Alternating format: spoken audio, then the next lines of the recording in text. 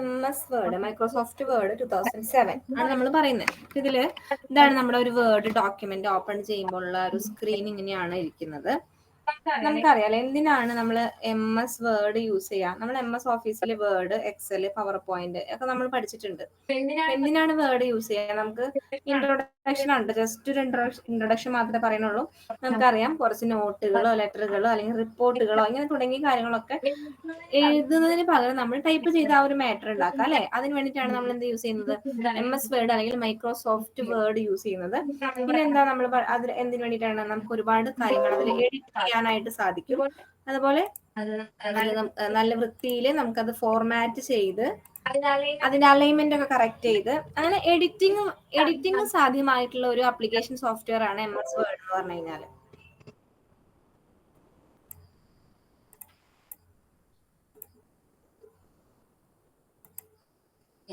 Yes, നമുക്കറിയാം ഏറ്റവും മുകളിലുള്ള ടാബുകൾ അവിടെ നിന്ന് മുതൽ നമ്മൾ തുടങ്ങാണ്. ഞാൻ ഈ ഓരോ സ്ക്രീൻ കാണിക്കുമ്പോഴും കാണുന്നില്ലേ എന്ന് ചോദിക്കുമ്പോൾ ഒന്ന് റിപ്ലൈ തരണം കേട്ടോ. അതാ ഈ കാണുന്നത് കണ്ടോ നിങ്ങൾ? Document 1 Microsoft word. ഇതെന്താ പറയാ അതിനെ? കാണുന്നില്ലേ ഈ മുകളിൽ ഞാൻ കഴ്സർ കൊണ്ട് കാണിക്കുന്ന ഭാഗം? ഡോക്യുമെന്റ് 1 മൈക്രോസോഫ്റ്റ് വേർഡ് കാണുന്നുണ്ടല്ലോ. ഈ ഒരു ബാറിന് നമ്മൾ എന്താ പറയാ? ഇതെന്ത് ബാറാണ്? എന്താണത്?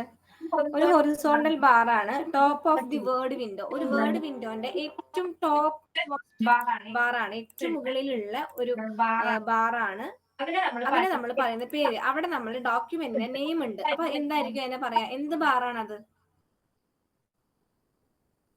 എന്താ അത്? പറഞ്ഞോളൂ. Title bar. ടൈറ്റിൽ ബാർ ആണ് അല്ലെ? അത് ടൈറ്റിൽ ബാർ ആണ്. Horizontal bar. അപ്പൊ നമ്മളോട് ഇങ്ങനെ ക്വസ്റ്റ്യൻ ചോദിക്കാറുണ്ട്. Horizontal bar at the top of the word window. ഒരു വേർഡ് വിൻഡോന്റെ ഏറ്റവും മുകളിൽ ഹൊറിസോണ്ടലി കാണുന്ന, ഹൊറിസോണ്ടൽ എന്ന് പറഞ്ഞാൽ ഇങ്ങനെയാണ് അല്ലെ? ഹൊറിസോണ്ടലി കാണുന്ന ഒരു ബാറാണ് ഏറ്റവും ടോപ്പിൽ കാണുന്നതാണ്. അപ്പൊ ഏറ്റവും ടോപ്പ് മോസ്റ്റ് ബാർ എന്ന് പറയുന്നത് ടൈറ്റിൽ ബാർ ആണ്. അപ്പൊ ടൈറ്റിൽ ബാറിന് നിങ്ങൾ ഹെഡിങ് കൊടുക്കാം. ഹൊറിസോണ്ടൽ ബാർ ആണ്. അവിടെയാണ് നമ്മൾ എന്ത് കാണുന്നത്? എന്താ കാണുന്നത്? എന്ത് കാണുന്നു? It displays the name of the document. മനസ്സിലായല്ലോ? It displays the name of the document. അങ്ങനെ തന്നെ എഴുതി വെക്കാം. നമ്മൾ തുറന്നു വെച്ചിട്ടുള്ള, നമ്മൾ ഏത് വേർഡിന്റെ ഏത് പേജ് ആണോ അല്ലെങ്കിൽ ഏത് വേർഡ് ഡോക്യുമെന്റ് ആണോ തുറന്നു വെച്ചിട്ടുള്ളത് അതിന്റെ പേരാണ് അവിടെ ഡിസ്പ്ലേ ചെയ്ത് വരുന്നത്. ഇവിടെ ഞാൻ സേവ് ചെയ്തിട്ടില്ല, വെറുതെ ഒരു വേർഡ് എടുത്ത് ഓപ്പൺ ആക്കിയിട്ടൊക്കെയാണ്. അതുകൊണ്ട് അതിന്റെ പേര് ഡിഫോൾട്ട് നെയിം ആണ്. എന്താ ഉള്ളത്? ഡിഫോൾട്ട് നെയിം ആണ് എന്ത്? Document 1 Microsoft word. എന്തായിരുന്നു? ഡിഫോൾട്ട് നെയിം അല്ലെ? ഡിഫോൾട്ട് ആയിട്ട് നമ്മൾ ഒരു വെറുതെ ന്യൂ എടുത്തിട്ട് ഒരു വേർഡ് ഓപ്പൺ ചെയ്ത് കഴിഞ്ഞിട്ടുണ്ടെങ്കിൽ അതിന്റെ പേര് അല്ലെങ്കിൽ ആ ഒരു ഡോക്യുമെന്റിന്റെ പേര് എങ്ങനെയായിരിക്കും? ഡോക്യുമെന്റ് 1 മൈക്രോസോഫ്റ്റ് വേർഡ് ഇങ്ങനെയായിരിക്കും. ഇതെല്ലാം നിങ്ങൾ വെറുതെ ടൈപ്പിസ്റ്റ് ന്യൂ അല്ലെങ്കിൽ ടൈപ്പിസ്റ്റ് എന്നൊക്കെ പറഞ്ഞ് സേവ് ചെയ്യുകയാണെങ്കിൽ ആ ഒരു ടൈറ്റിൽ ബാറിൽ ആ ഒരു പേരായിരിക്കും അവിടെ എഴുതി കാണിക്കുക. എന്ന് നിങ്ങൾ എന്ത് പേരാണ് അതിന് കൊടുക്കുന്നത് ആ ഒരു പേരായിരിക്കും ടൈറ്റിൽ ബാറിൽ കാണുന്നത്. അപ്പൊ ഒന്നാമത്തെ കാര്യം നമ്മൾ പഠിച്ചത് എന്തായിരുന്നു? ടോപ്പ് മോസ്റ്റ് ബാർ ആണ്, ഏറ്റവും മുകളിൽ കാണുന്ന ഒരു ബാറാണ്. അവിടെയായിരിക്കും നമ്മൾ ഓപ്പൺ ചെയ്ത് വെച്ചിട്ടുള്ള ഡോക്യുമെന്റിന്റെ നെയിം കാണുന്നത്. ഓക്കെ, ഇനി ഇവിടെ ഒരു ലെഫ്റ്റ് സൈഡിൽ അല്ലെ, ആ ഒരു ടൈറ്റിൽ ബാറിന്റെ ലെഫ്റ്റ് സൈഡിൽ ഒരു കുറച്ച് കാര്യങ്ങൾ കാണുന്നുണ്ട്. ഈ ഒരു കുറച്ച് കാര്യങ്ങൾ ഇവിടെ അൺഡു, സേവ്, റീഡു എന്നുള്ള ഒരു 3 ഓപ്ഷൻ ഉണ്ട്. ഇത് രണ്ടെണ്ണം ആക്റ്റീവ് അല്ല, അത് ഇവിടെ ആഡ് ചെയ്തിടാത്തതുകൊണ്ടാണ്. ഓക്കെ, നമുക്ക് ഇവിടെ വേർഡിൽ നമ്മളൊന്നും ചെയ്തിട്ടില്ല.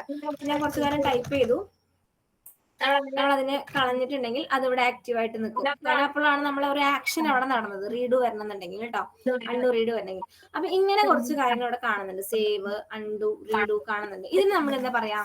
നമ്മൾ എന്താ പറയുന്നത്? ടൈറ്റിൽ ബാറിന്റെ ലെഫ്റ്റ് സൈഡ് കോർണറിൽ കാണുന്ന ഒരു ചെറിയ പോർഷൻ, അതെന്തായിരുന്നു? Quick access tool bar. എന്താണ്? Quick access tool bar. മനസ്സിലായല്ലോ? Quick access tool bar